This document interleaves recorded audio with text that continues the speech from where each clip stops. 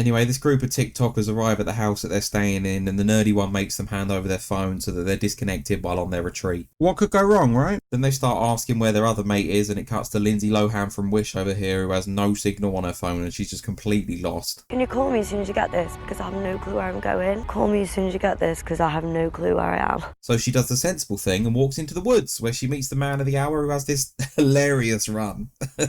I'm not sure what her run is either, though, to be honest. I think it's pretty obvious here that the sequel is going to be about Winnie's child, because there's no way you're telling me that he ain't pregnant. Look at him. And then we get the cliche horror move where the girl thinks she's safe, and boom! Just like a laxative, we get a surprise Pooh. And then we get tits, which makes my rating for this movie go up tenfold and means I have to censor this for YouTube. And then Winnie just smashes her head against the side of a wood chipper like he's Nikita with Thurn Britton in Big Brother.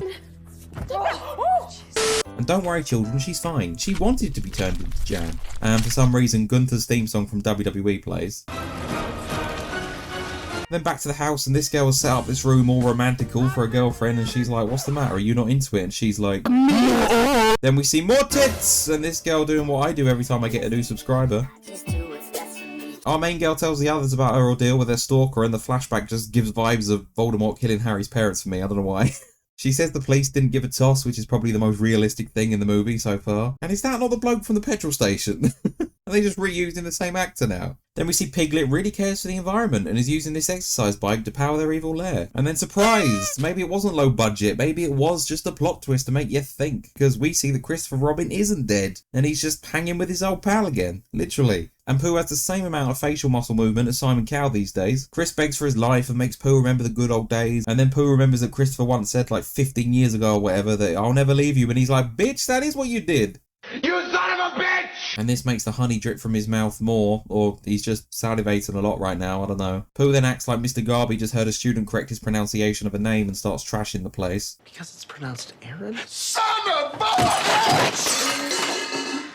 You done messed up, Aaron! And then he goes all 50 Shades of Pooh on him. And then to spice things up even more, he brings another person into the fold. Again, the Pooh gang proving how eco-friendly they are and how they let nothing go to waste and just recycle flesh to make a good old stew. And use the blood for cleaning water. Pooh and his girlfriend go for an evening stroll, but he dumps her when he hears that there's a party with hotter girls going on. Tits McGee is in the hot tub and she's cheating! She got her phone back to take snaps for her Instagram sibs. Then she sees how Pooh has photobombed her and she's not having him stream snipe her like that. She thinks it might be the geezer who was stalking her mate, but she can't see him anymore, so she literally just says, you ain't ruining my evening, creep, and voluntarily puts herself back in danger. Whatever. You're not ruining my holiday, you fat freak.